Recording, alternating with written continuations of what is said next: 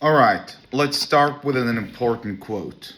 And I'm going to look up the quote.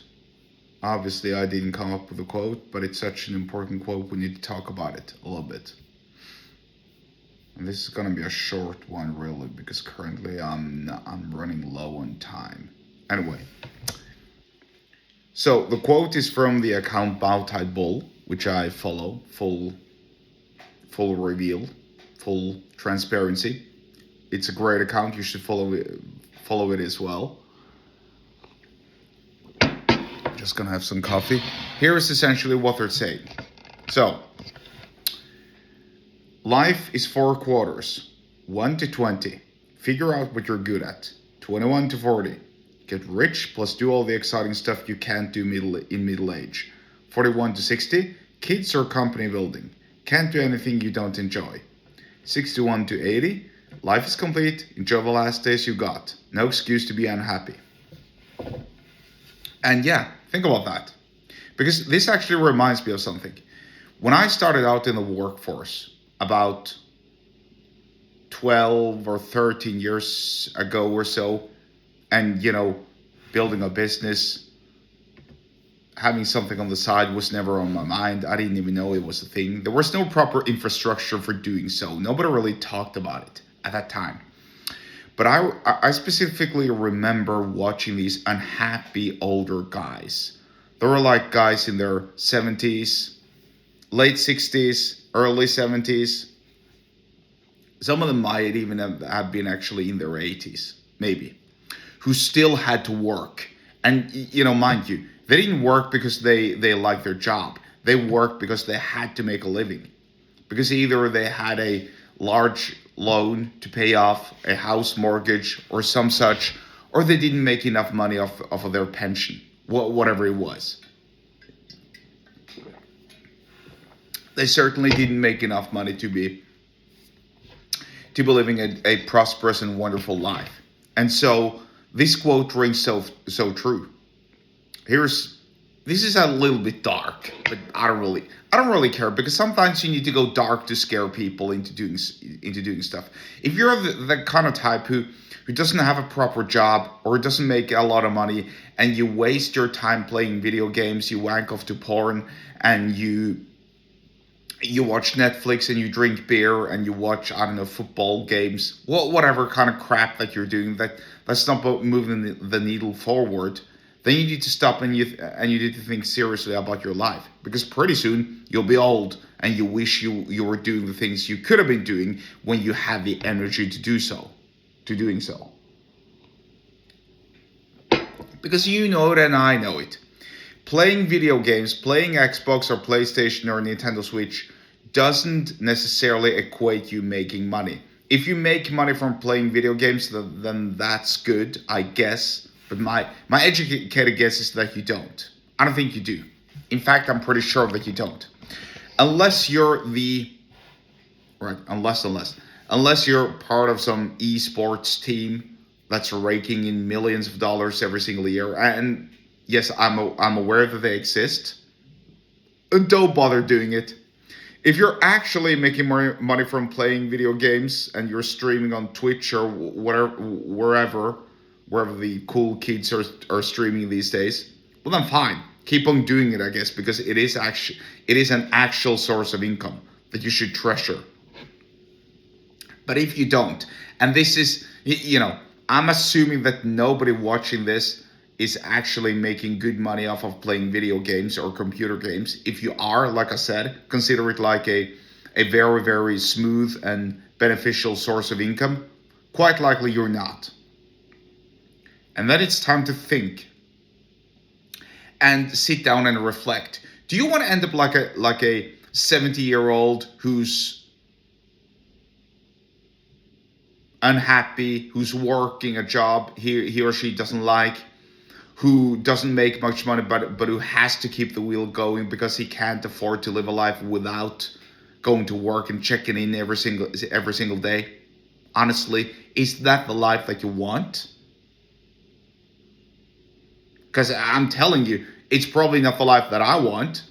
I don't want to be hardworking when I'm 60. Even when I'm 60, well, I said 60 and 70. When I'm 60, I don't want to be hardworking.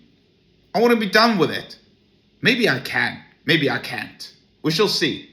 Or that is my goal. Just to go a little bit dark here. Remember now, this is actually very, very tragic.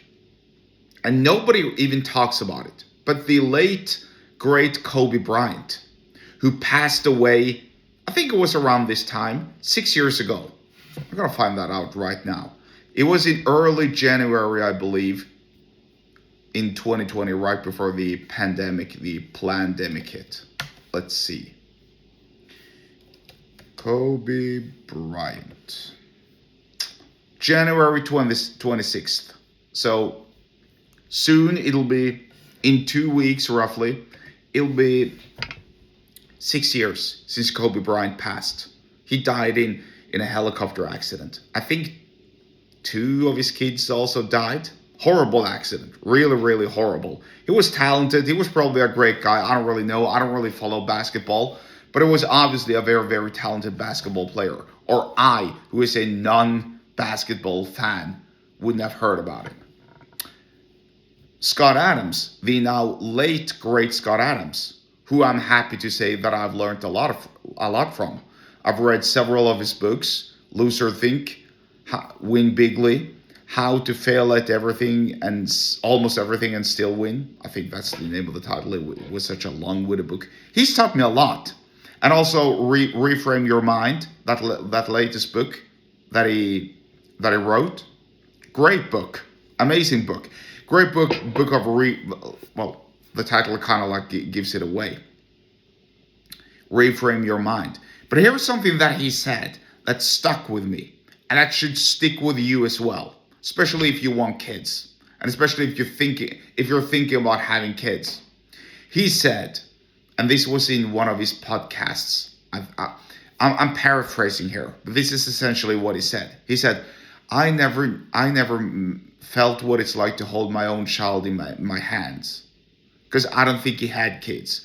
I think he had stepkids, or he was a stepfather for his first, or maybe both of his. I think he had 2 wives. I think his first ex-wife had some children. I don't really know. Anyway, that didn't seem to bother him when he said it. Maybe it did. Maybe it did. Maybe it did on the inside. We don't really know. Only he knows. But it did. But on the face of it, it didn't really seem to bother him. Now contrast that to somebody else. I ran into a guy, and this was way back in the day, who said that he decided not to have kids. And I looked at his face when he said it. He was unhappy when he said it. He said it like this: I've decided that I'm not gonna have kids. It's just too much a pain. Me and my previous ex-girlfriend, we tried, but we couldn't because she had a condition, and then the years just passed, and I don't think I'm gonna have kids. And I heard him repeat the same story to other people on 3 separate occasions with the exact same face, the exact same facial expression. The guy was in pain when he said it, because it was so clear that he wanted to have children, but he couldn't. And that bothered him. You could see it on him. It was truly horrible to watch. Really, really horrible to watch. So, I'm not going to encourage anybody to go ahead and fuck everything and everyone that's out there. But essentially, if you want children, why aren't you doing something about it? Why aren't you looking for the proper spouse who also wants a child? Why aren't you fucking your girlfriend enough so that she can get pregnant? Why aren't you making plans properly so that